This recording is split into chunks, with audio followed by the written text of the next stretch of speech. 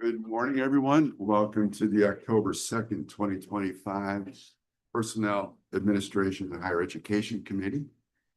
First order of business is to approve the minutes of the prior meeting.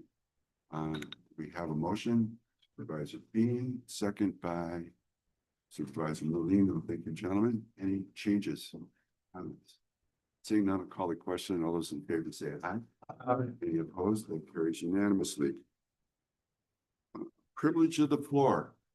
Any comments this morning? I may make just one comment this morning. I know it's budget season. It's a challenge for the whole organization to try to figure out what we're going to do with our budget and the revenues. One of the things that's going to come before us today are a few additions to our staff.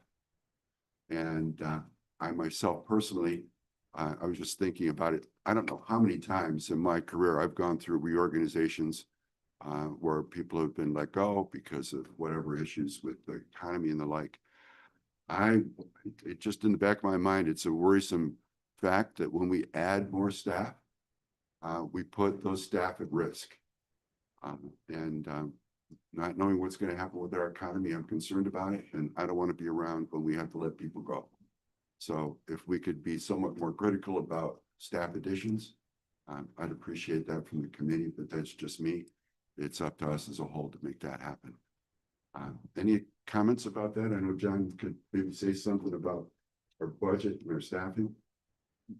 Yes, thanks, Mr. Chair. I'll do a presentation when we do the budget in the Finance Committee, but one of the challenges we're facing this year, so we've got a 2.63 cap. That's our tax cap, the equivalent for us. That's about $1.3 million.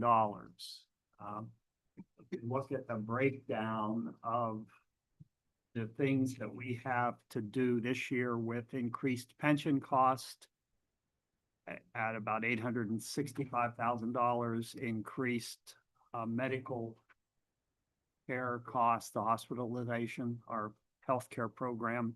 That's about another $800,000, and then about $200,000 for the licenses for Office 365. We're over that $1.3 million right there if we do nothing else and keep everything flat. 70% of our budget, most of you know, is directed. We don't have much flexibility. The only flexibility we have is within the 30%. And that's personnel cost, fringe benefit cost. Got another $2 million that we had to add for the CSEA, for the Alliance, for the Teamsters contracts that we settled last year. So, you know, the costs are what they are. We could flatten the budget, but flattening the budget is still not going to keep us below the tax cap. It's really difficult to do that. We probably have to cut 75 positions roughly to be able to do that. So, and it's not going to get any better next year. Just a question, we'd have to cut 75 positions to stay under the tax cap. Is that what you just said? That's an estimate. Yeah, probably. Yeah, it's just off the top of Tammy and I brainstorming a little bit. Gene? Well, we hear this every year, basically, and it has to be done. But I think we have to start thinking about raising the sales tax 1%. I know it's not an easy thing for us to do with all the people that have to pay it, but that's where we get our money to pay the bills and not lay off 75 people. That's just my. I'm sure that would be a lively conversation of budget as well as the full board. But that's for another time. Any other comments? Ben? Thank you, Chairman. Just, I mean, do we have 75 positions that are not mandated to you know, be here? Or I'm just, hypothetically, That's a big number. yeah, I mean, Our sheriff department, social services, you have to have those positions. In order to get you funding, so I just throw that out there. That makes it even more difficult. The latest budget, that was passed, federal budget, probably going to require an increase in personnel and social services.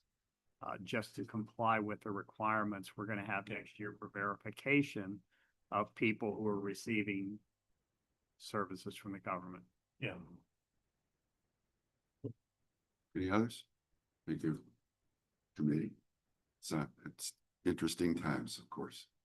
Moving on with the agenda, first action item is discussion from SUNY Adirondack. I don't know, we don't have anyone here from SUNY Adirondack, and maybe we can get either the president or some other representative to give us an update next month. Item 2 is request discussed by the Human Resources Director. Jack, if you could come up, I know eventually you're going to talk about your budget, but item A is the review of report on tracking of vacancies filled. I look at the report, there's been a lot of vacancies filled this year. If anybody has any questions, we will provide it every month. There's Questions? little discussion, but always happy to entertain questions. Going next, item B is request to authorize an extension with the contract for the services of Ascentus for a term commencing January 1st, 26 through December 31st, 26. And Jackie, that Ascentus is our timekeeping, right? It is our current timekeeping, which we are ending our services with, but I don't think we're going to be fully off it by 12/31/25. So we're extending our services so that we can pay the bill into 2026, and we're billed per user per month. So as groups or departments move over to the new system, that bill will go down until there's nobody left using the old system. Need a motion to bring this to the floor. Supervisor Beans, Supervisor Ito on the second. Any questions, comments?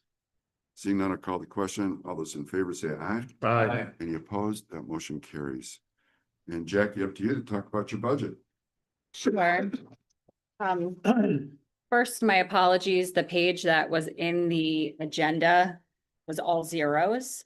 So I did hand out the corrected, the one that I actually submitted. You can see there's a slight overall increase in our requests for this year.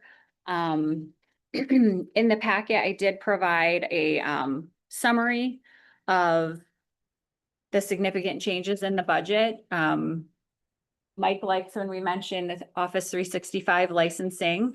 So we did have an increase with that. I'm gonna see a savings, the transition of the timekeeping system, the bill for the new system is gonna be paid out of the treasurer's office, so I removed that expense from my department. And then the others are just employee benefit costs that were the significant changes.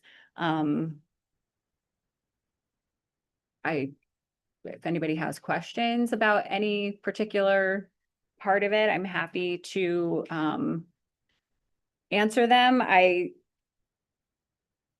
gave the disclaimer at my budget meeting that the New York State Civil Service Commission has advised us that civil service testing, as you know it, will no longer exist as of July 2026.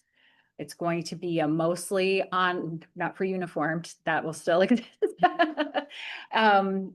It's going to be mostly computer-based, and we're not sure what that's going to look like from an administration standpoint. I don't know if it's going to make our lives easier or harder.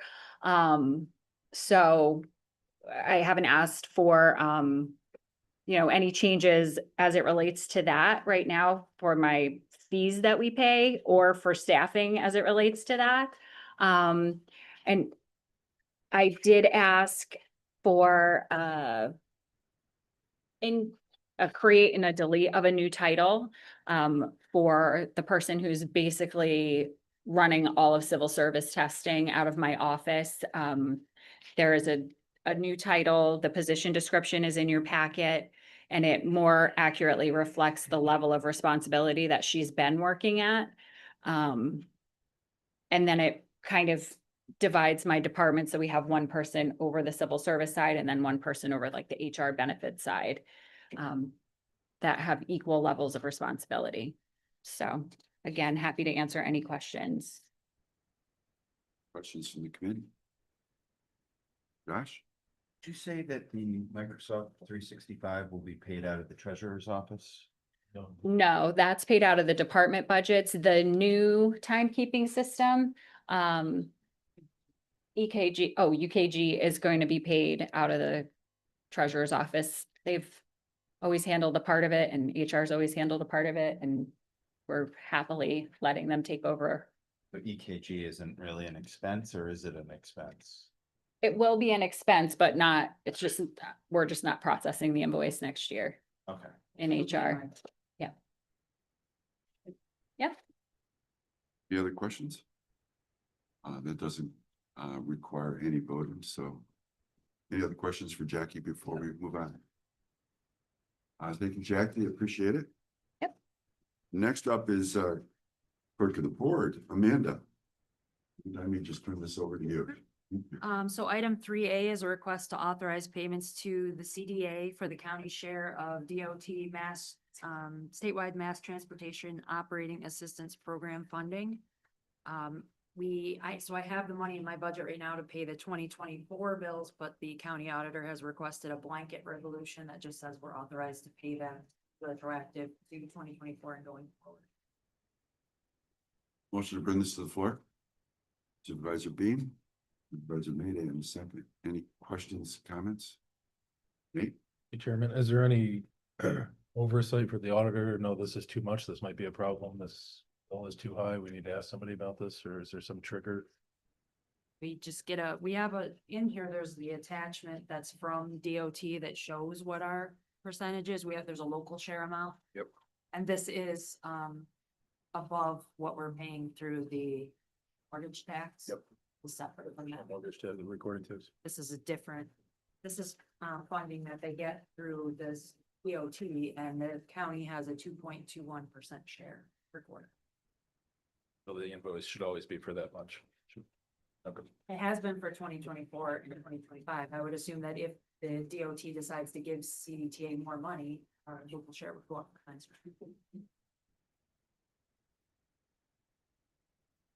So call the, if there's no other questions?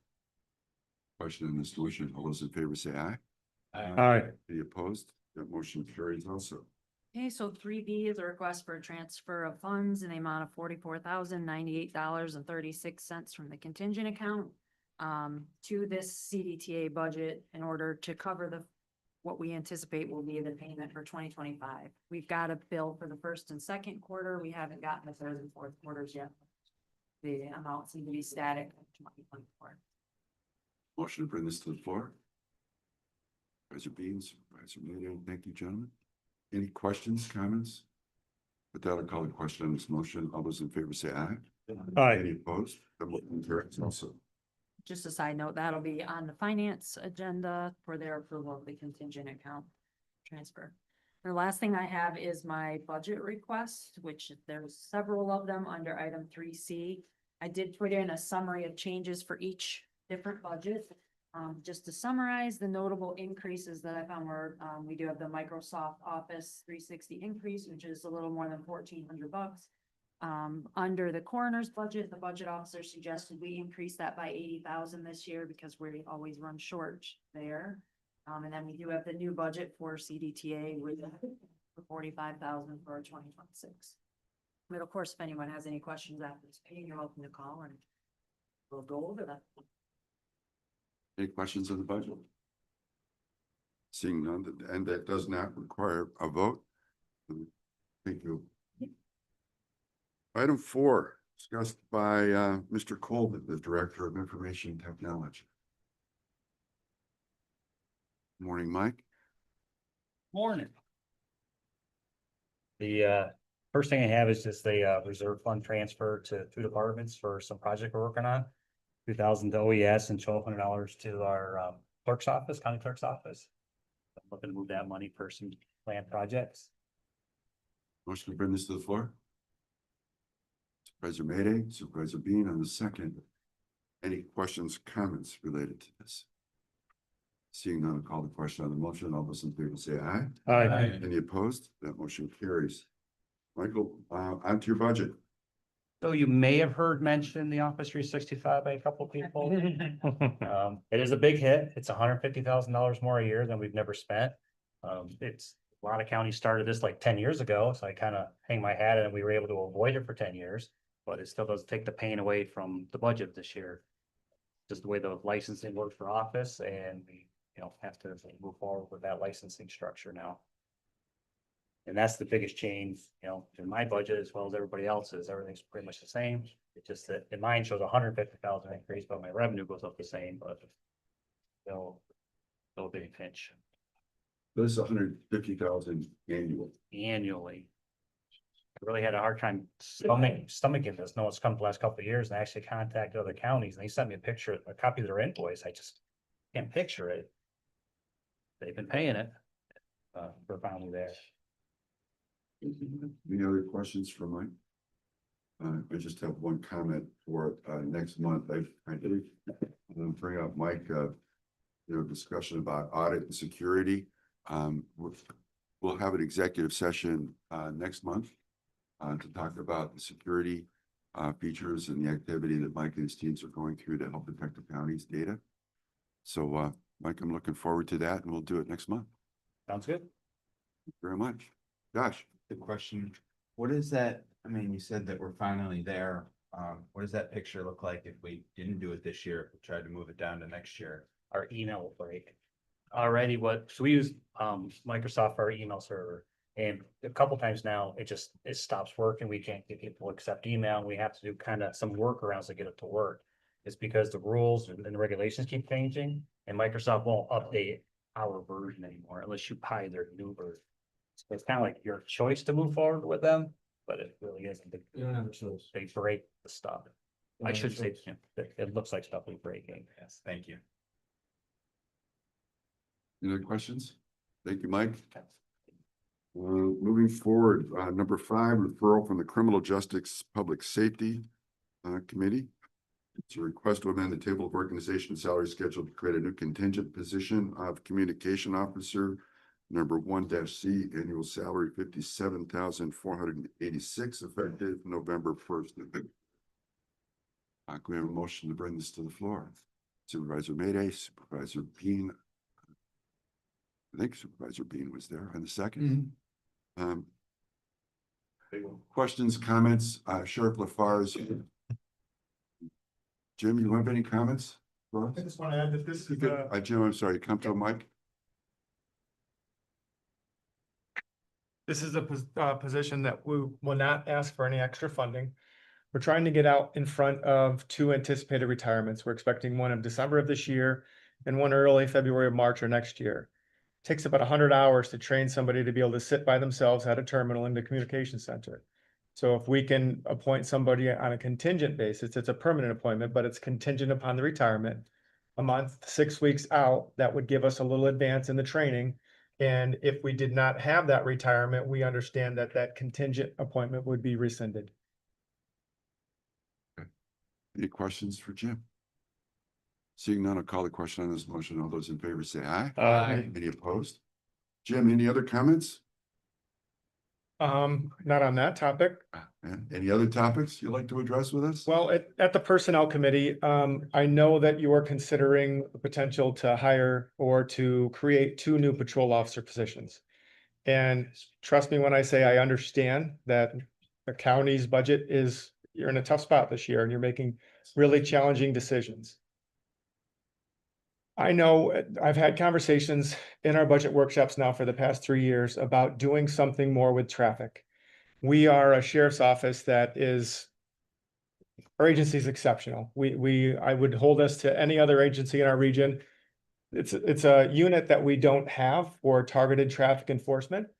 And I will say to you that really tourism is our industry. We take a lot of pride in making life for people who live, reside, play, come to Warren County safer and more enjoyable. We are a pillar in that support of tourism for Warren County. People come here because they feel safe and they know that they're going to have a wonderful experience. The thing that I receive the most as far as complaints and concerns relate to traffic. And I will say to you that it doesn't matter where you go, what township you're in, what village, traffic in Warren County right now, the regulatory signs, stop signs, traffic lights are no longer regulatory, they're suggestive.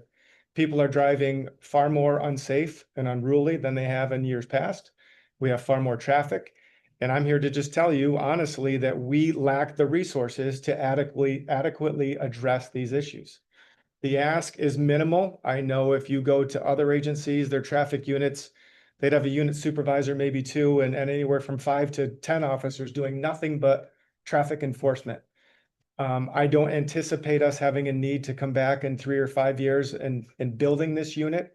If we have two, we would have 2 dedicated officers to do nothing but targeted enforcement countywide from 8 AM to 8 PM, 7 days a week, 365 days a year.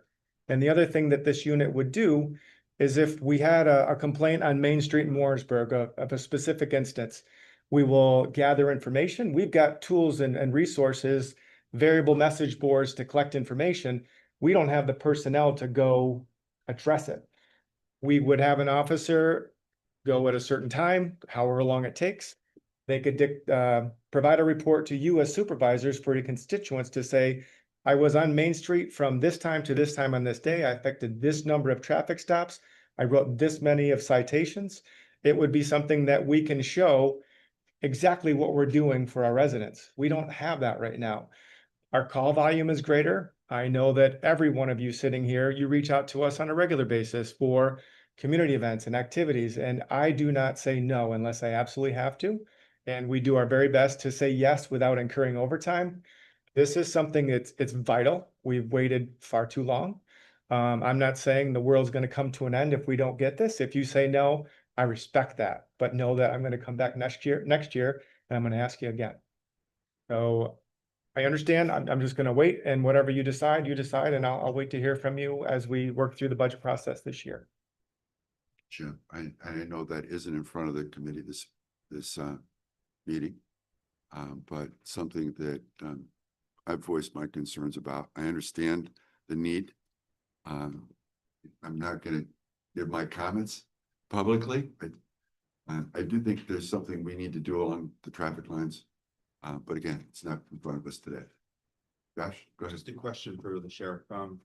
Has it been considered, just to try to get some help during the 12 weeks in the summer months and the shoulders? Is that a possibility that would help? And then maybe, the weekends that we have the high volume with events and stuff, we give the guys a little overtime. Is that a possibility or something you could see working? We stretch them with overtime now, and our employees know that from Memorial Day through the end of Balloon Festival, they don't get to use their leave much at all. The training requirements for a police officer, I mentioned 100 hours for a communication officer. The training requirements and the expectations for a police officer right now are greater than they've ever been. The scrutiny on our team is higher than it's ever been. I'm not going to discredit part-time law enforcement agencies and the services they provide, but I just would see that being a slippery slope, and the quality of service that you're going to receive with a seasonal employee would pale in comparison to a full-time trained police officer who does it on a full-time basis. Yes. Thank you, Jim. We'll look Yes, forward certainly. to some future conversations, I'm sure. Yes, thank you all. Thanks, Jim. Moving forward, health services. Is there any representative from health services today? There's a motion to request to amend the table of organization and salary schedule to reclassify the position of principal clerk, grade 7, base annual salary $55,675 to senior account clerk number 4, grade 7, to base salary of $55,675, effective retroactive to September 22nd, 2025. Need a motion to bring this to the floor. Ben, thank you. Mr. Mayday, thank you very much. Any questions or comments along these lines? Seeing none, of course, call the question on the motion. All those in favor say aye. Aye. Any opposed? The motion carries. Item 7, items to be discussed by the county attorney. Larry, I'll turn this over to you. Good morning. The first item on the agenda under 7A is a request for a resolution to approve and adopt the Warren County policy for New York State Department of Transportation Title VI plan under the Federal Civil Rights Act of 1964 and other non-discrimination statutes, regulations, and authorities. This proposed policy sets forth how Warren County accomplishes non-discrimination in the delivery of its federally assisted programs, services, and activities with regard to the Department of Transportation, or that's the New York State Department of Transportation funding it receives. This is a policy that is, as it's presented, new for Warren County. Warren County has not had a comprehensive Title VI plan. Title VI is under the federal statutes, and it's really the Americans with Disabilities Act would be the more common name it's known by.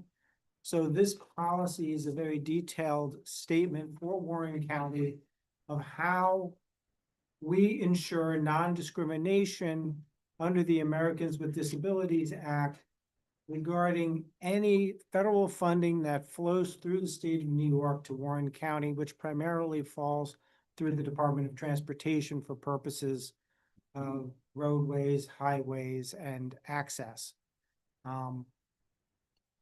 It's a long, detailed plan. I want to professionally and personally thank my first assistant, Ryan Dickey, and who I'm very grateful is our first assistant, because he put months of time into the research required for this. And I also want to commend and point out our very qualified property and casualty risk manager, who has 30 years of private and public experience before she came here, and was a amazing resource, having put this plan together for another municipality in the past for us to lean on to do it. We were actually deemed to be in non-compliance going back before I got here. So upon the board approving this plan, we will clear what was kind of a red mark with New York State DOT for not having this plan prepared and in place. Well, subject to any questions you have on it, that would be the request for a resolution. So let's have a motion to bring this to the floor. Supervisor Bean, Supervisor Molino, thank you, gentlemen.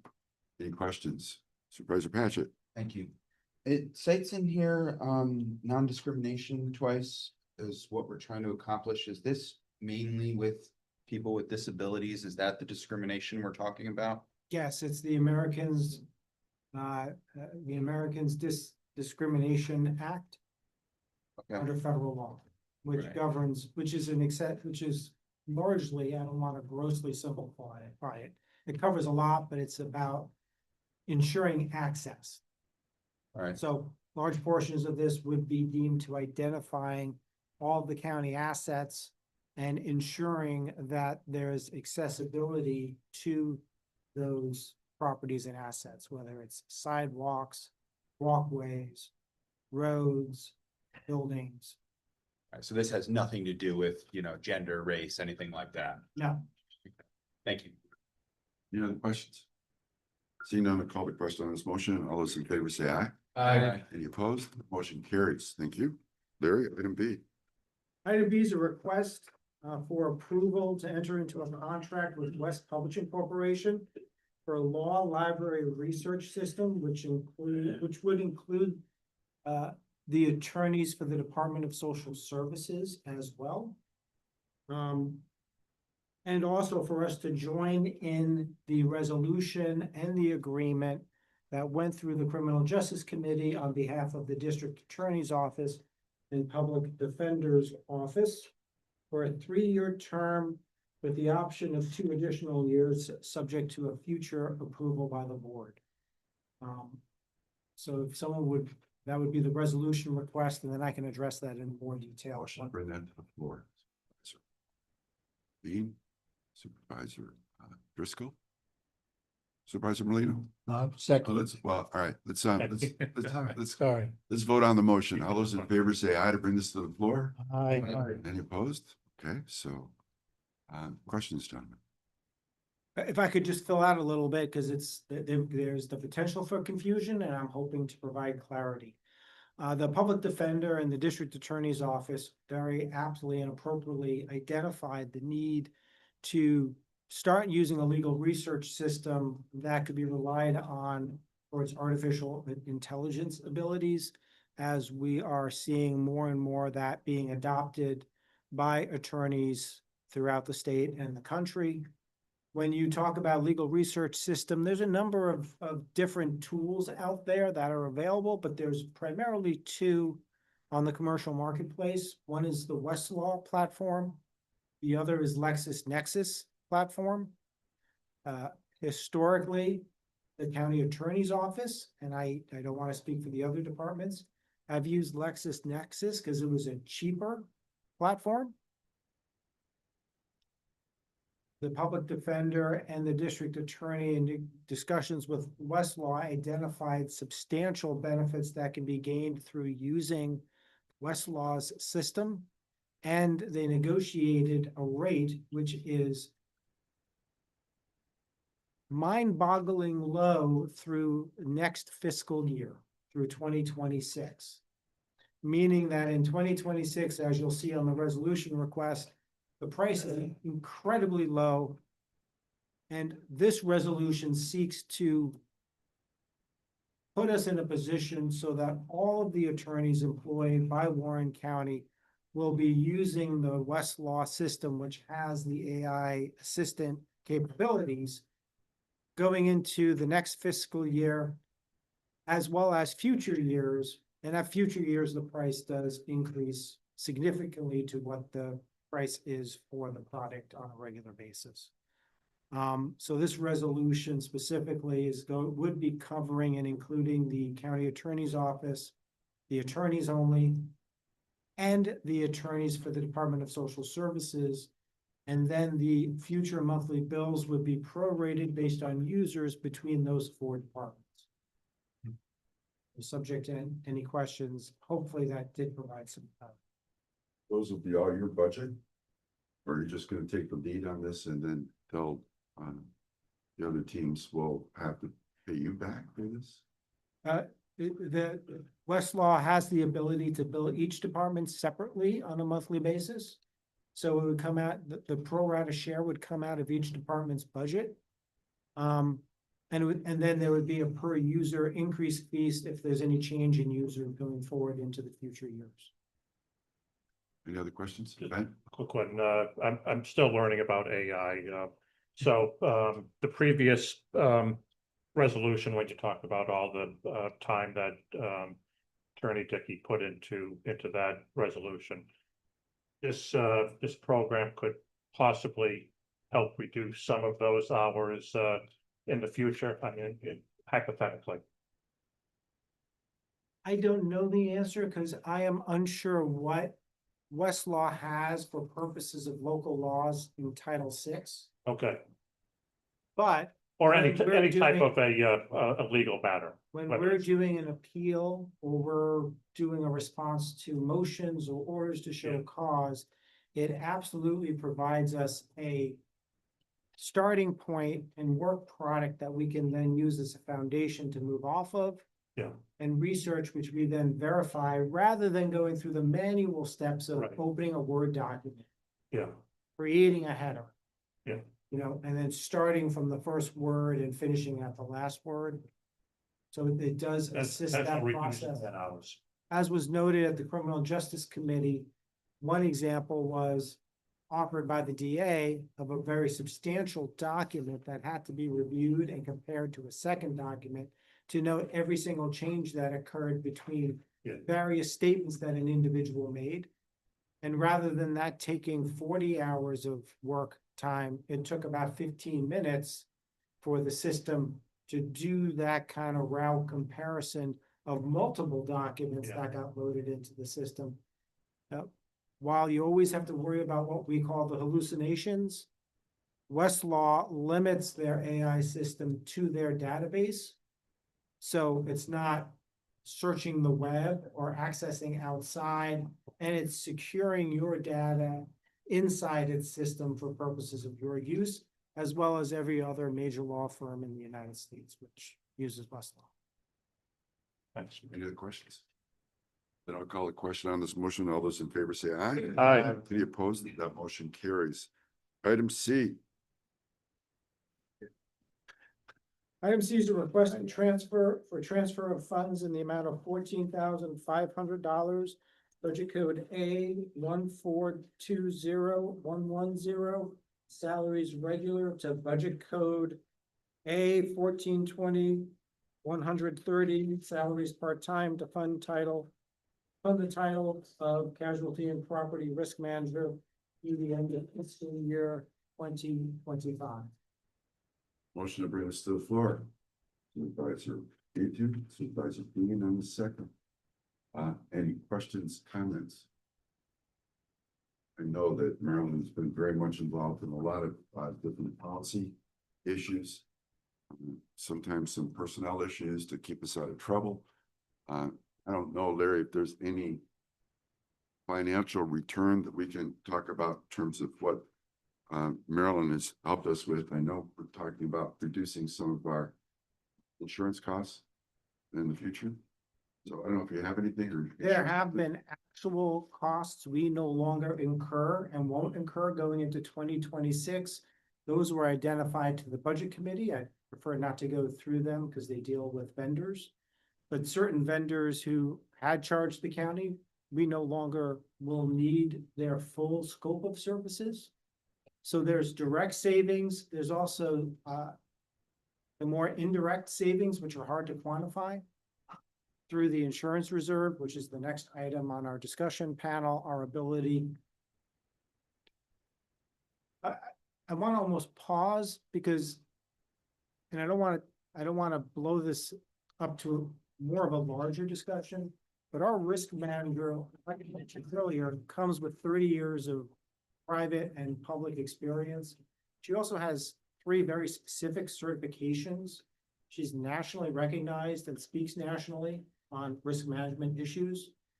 And the fact that she came on board with our office is tremendous because it's providing me the ability to do what I said I sought to do when I interviewed for this position, which was to create a county attorney's office that wasn't just reacting to notices of claims when they came in, but was being proactive, not just to manage those potential claims we became aware of, but to actually take steps to prevent circumstances that would lead claims that we would then have to deal with.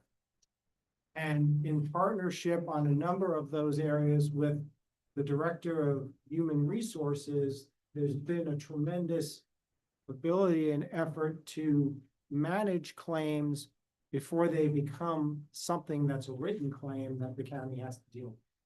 So it's hard to really quantify the value of not submitting as many claims to your insurance carrier.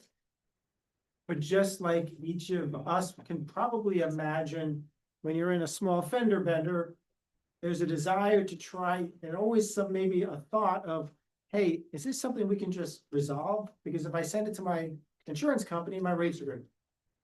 And it works the same for the county. So the less claims that the county has to file with our carrier, the better off we are going into future years, the better our credit rating, the lower our loss run is because they pay out less money, and the better position we're in going forward. I do want to take note that she's been, along with self-insurance, an amazing asset over the last 3 weeks, getting applications ready, which will be submitted this week for all of the future lines for 2026, and identifying a number of areas that had not been fully reported or covered under the county's insurance policies in past years, because she has the actual training of a claims examiner for an insurance company, an insurance broker, and a risk man. So I'm hoping you guys will carefully consider the resolution in front of you. Any other questions or comments? I'll call a question on this motion. All those in favor say aye. Aye. Any opposed? That motion carries. Also, moving on, I think we're to discussion items. Very again, I will just continue to allow you to take control of this discussion. 7D in your packet, you'll see the 7 claims since the insurance reserve was established earlier in 2025 that we have been able to resolve and pay from that insurance reserve. And this reporting is required by the resolution that gave the county attorney the ability to settle small claims under $25,000. There's a number of other claims that are still pending that you don't see. Those will show up as they get resolved and get paid. But you are only going to see the reports once they're settled and paid, then they appear on this report. But these are 7 claims that we resolved prior to needing to send them through our insurance broker, who would have then forwarded them on to the appropriate insurance company for reporting and coverage purposes. If there's any question, if there's no questions on the report, we can move on to the budget request. You'll see in item 7E, that the main area of change is under contracts, the $33,229,000 increase from the amended 25 budget to our department request of 2026. And the last page in your packet should be a summary of goals from 25 to 26. Which was presented to the budget committee. On the risk management side, 2025 was a phenomenal year, moving forward with policy reviews that many of which have come through this committee, I think all of which have come through this committee. 21 have been completed or in process. The Risk and Safety Committee has been a tremendous change to the manner in which the county does business. Having those department heads, representatives from our various bargaining unions available to participate in that committee and forming policies for our employees and officers across the county has been tremendous in getting buy-in and really getting a perspective larger than any one attorney or department could provide. And that will, of course, continue into 2026. For 2026, we're really looking to finish up that policy review, which I think is a reasonable goal for 26, to have a risk management manual in place, which will then take all of the individual policies that the Board of Supervisors has enacted and put them into one document that's accessible online for our officers, department heads, and employees. And then for 2026, I hope for the town supervisors who are here and who are on the board to have the ability to have discussions about pushing down some of the risk management templates and plans that we created for use by the town to the degree that those might be deemed necessary and appropriate. One example could be the Title VI plan that we just considered, now that the county has in place. One area of actual savings in 2026 is the negotiations for the going forward with our insurance broker Gallagher. Historically, they've been receiving a $34,000 commission in addition to receiving fees on some of the lines of insurance. Warren County is going to move towards the model that every other municipality uses, which is letting their broker take whatever fees they receive from the carriers on those policies, and to stop that $34,000 check from going to them in addition. We've been quoted an 18% increase in our rate. I don't know if we'll be able to get lower than that. We certainly, all of our efforts every day is to get below that initial estimate from Gallagher of what the increase looks like.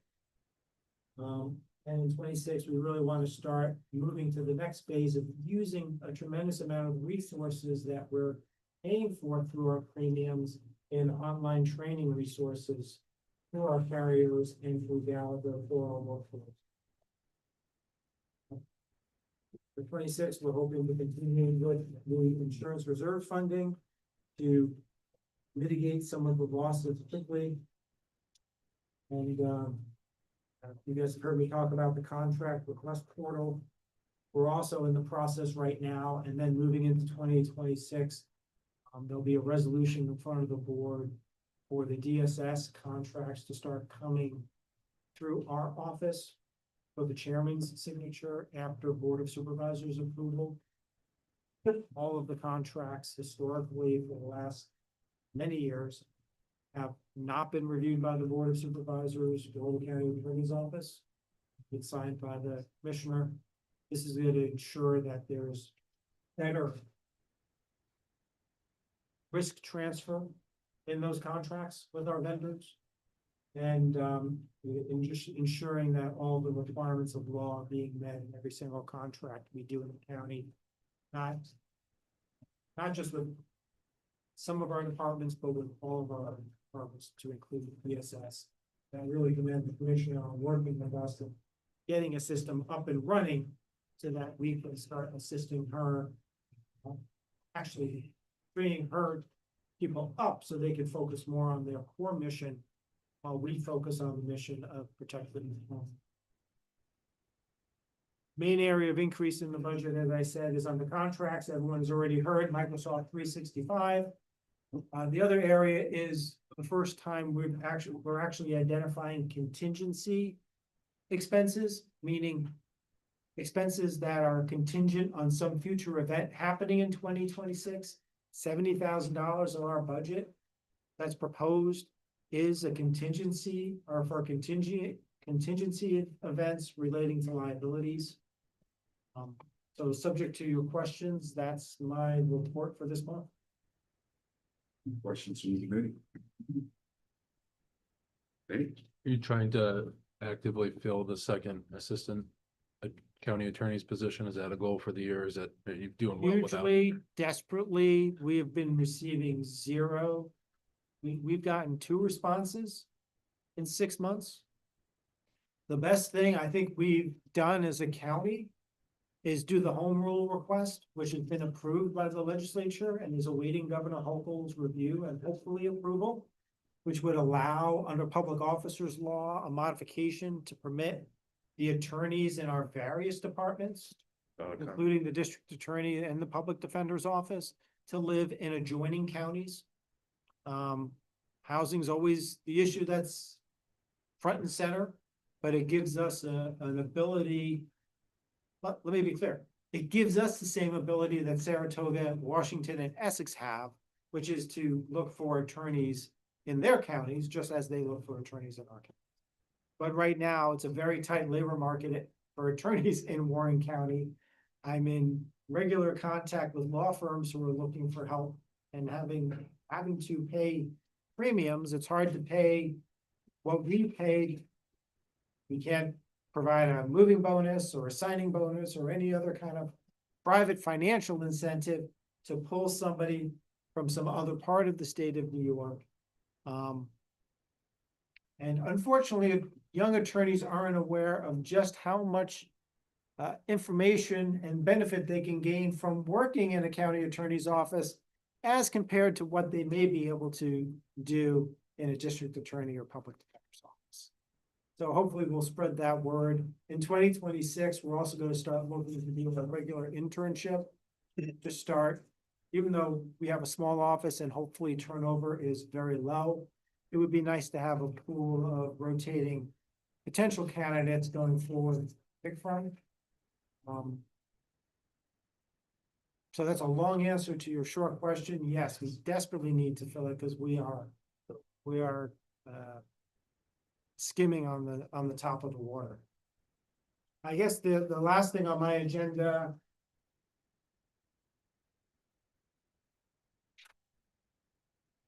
is the under G and H. I apologize, I skipped over. Yep. Yeah, under F, Board of Ethics, we did receive the resignation. It was mentioned at the Board of Supervisors meeting. I put it on for discussion. Currently, the Board of Ethics does not have a public officer that's appointed to the board. John Jablonski from the SUNY Adirondack retired and submitted his resignation. And the way the code was written is there's an argument that the board's not legally constituted without a public officer on it.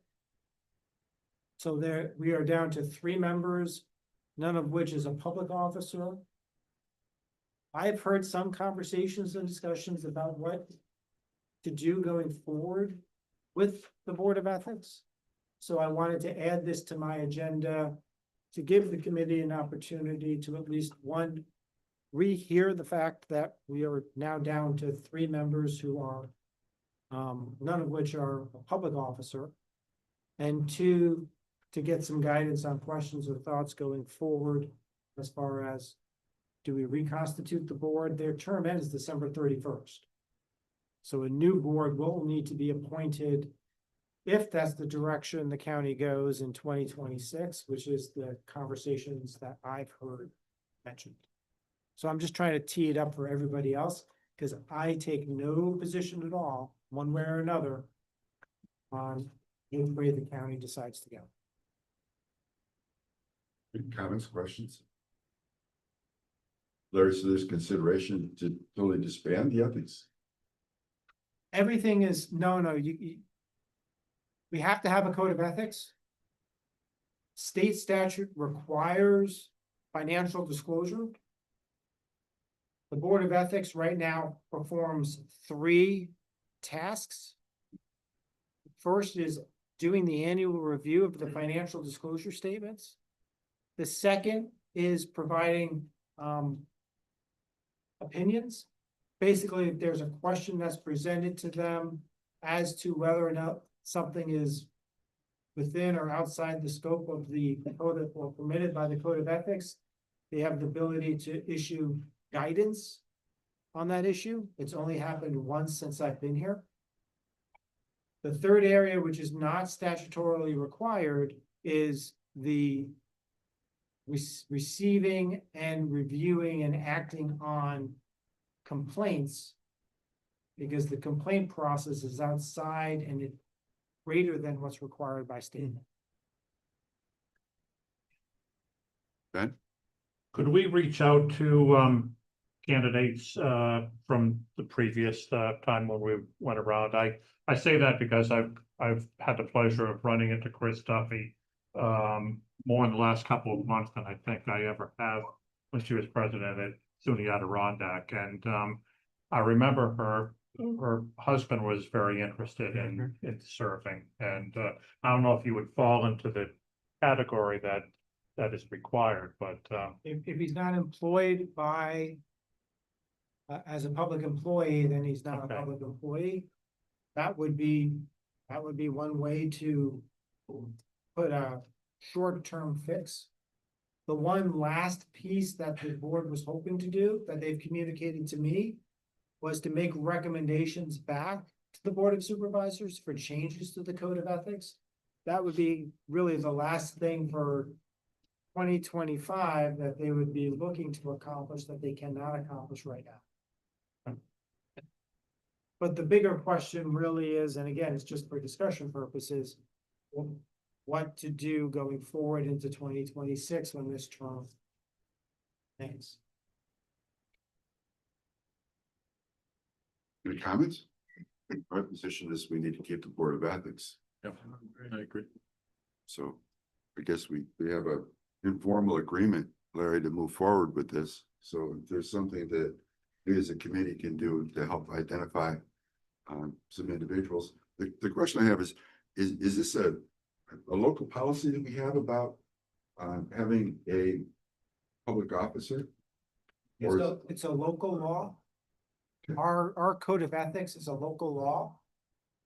And in that local law, which is the code of ethics, it exercised the option that's not required under state law to mandate that one of the members be a public officer. So the ability to change that, but that would take some time also. All right, let's keep that on the agenda. And maybe what we would probably, I guess, maybe guidance on trying to find somebody to fill in for the remaining term of 2025.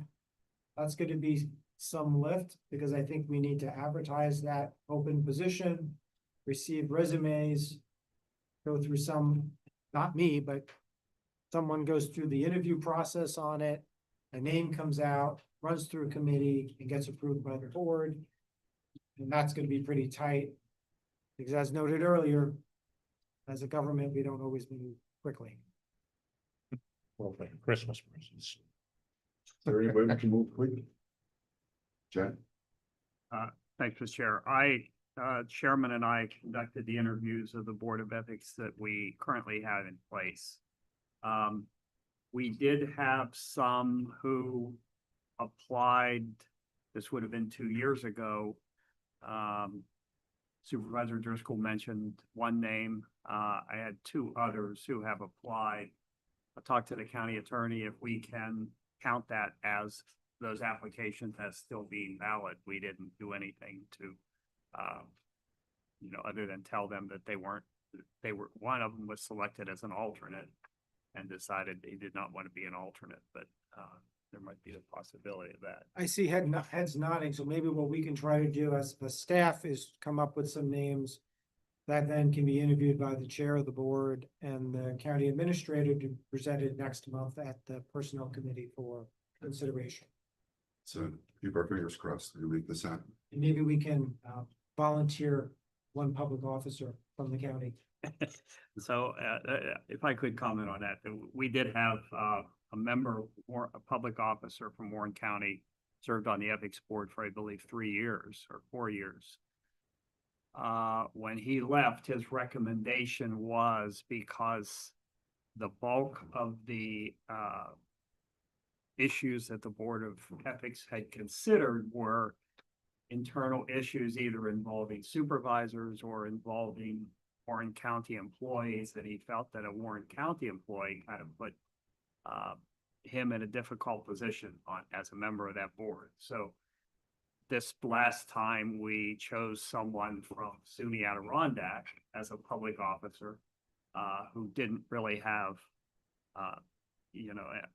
the potential conflict that an internal Warren County employee would have. And that's when she left at SUNY Adirondack, we selected another person from SUNY Adirondack, and he agreed to serve, but then he retired after Chris Duffy's retirement. So we'll look. Super. Right. Thanks, Larry. G&H are some, Yep, I would ask a request for a motion to enter into executive session under Public Officers Law 105(1)(f) to engage in discussions of matters leading to the appointment, employment, promotion, demotion, discipline, suspension, dismissal, or removal of a particular person concerning filed harassment and discrimination reports during August 2025, as required per resolution 427 of 2024. And additionally, it's also, the basis is attorney-client communications, which are under the Public Officers Law as well, under section 108, subparagraph 3. And at the same time, if we could also enter into the executive session for very brief discussions on pending current or proposed litigation under Public Officers Law, sections 105, 1D, as well as section 108, subparagraph 3, which would be the Easterbrooks matter, the Daniel Murray lawsuit, the Christie Truesdale lawsuit, and the notice of claim by Brian Bagley. So there are a number of separate discussions related for executive session. Can we group those all together? And if so, can I have a motion to bring this forward? Supervisor Ritus, Supervisor Driscoll on the second. All those in favor say aye. Aye. Any opposed? We will end